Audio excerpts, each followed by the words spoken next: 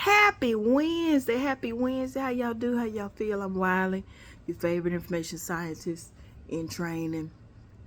I went to grief group tonight. I guess I'm going to chat about that because I'm on my way to bubble bath time. Grief group. I go to grief group. I've been going I've been going since 2023, since my dad passed.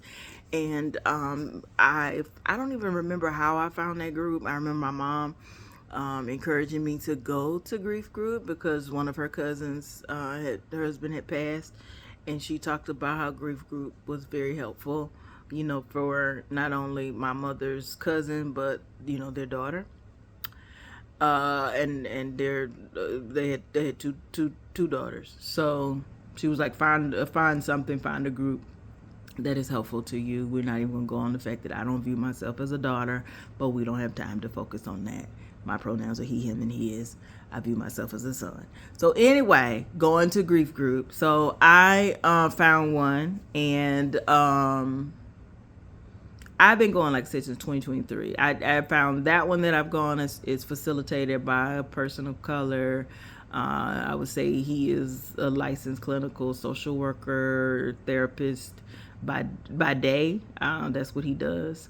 And I've been going to that group since pretty much probably July of 2023. That was my first time, and they did used to have a program, and they still might, but it's a subscription service. But the first year, once you enroll, you can get the grief group texts, and they're very helpful. It's like one text, or once a week or something, or especially around the holidays, they like ground you, meditational type thoughts that you can reflect on or think on. It just sends you one of those.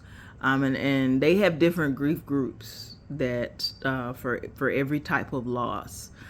So they have a grief group for people who've lost spouses. They have a grief group for people who have lost a parent, a children, or whomever. They have a wide array of groups.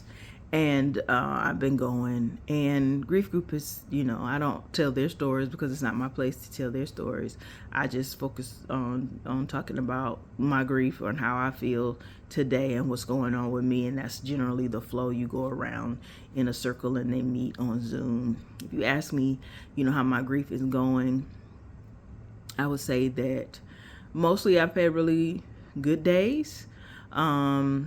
It's been 2 years since my dad passed. And as I was saying today in grief group, I don't know. I mean, I think for me, grief is something that I feel like you navigate through. It's has highs, lows, ebbs, flows, if you will. And then I was thinking about, I was sharing in the group, I've known people whose loved one has been gone 20 plus years. I don't think the intensity of the grief is always the same, and this is just from the outside looking in. I don't know, but it's not like it goes away, or maybe it's that they don't talk about what it feels like with you. But I can think about like people whose parent has been gone for 20 plus years. Maybe the intensity that they feel 20 years later is not the same as when it first happened, but does it really go away? I think we're always navigating life through loss, whether it's loss of a parent, loss of a loss of whatever that is that you lost, because it isn't always a physical like loss of in terms of people can experience loss in so many different ways, and it affects us in so many different ways. And how do you honor and hold space for all of that, or even just learn to navigate it?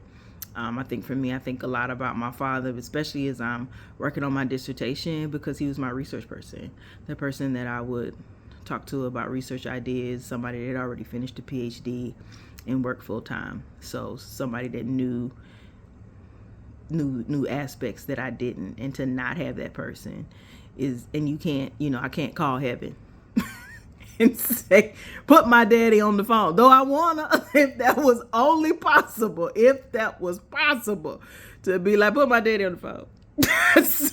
Or the beyond, where, wherever you might find yourself in your belief. And it's funny that I say that out loud, because I think I made that video where I talked about, my dad's favorite scripture showed up the very next day when I was journaling about not being able to call heaven and ask to speak to my father, and his scripture showed up in the devotional that I was reading. And I was like, I was telling my wife and one of my mentors, also known as my Baba, I feel like, God, the universe must have a sense of humor for the very next day that I see, my dad's favorite scripture show up.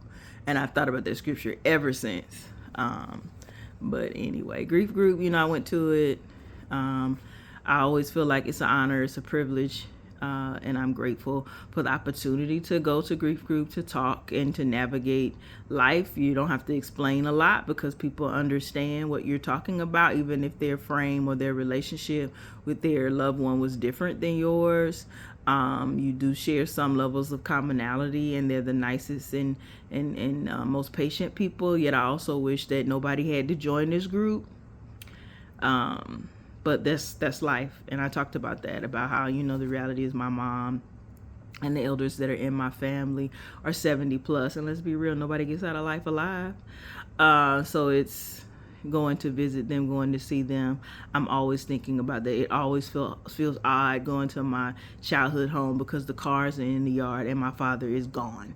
It's not that he's at a church, because he was a presiding elder and active in church ministry. So it's not that he's at a church meeting. He's not preaching somewhere. He's not attending something. He is physically gone, yet, the house is still there. The cars are still there. My mother and my brother are continuing to soldier on, and, caretakers and stuff are arriving and helping.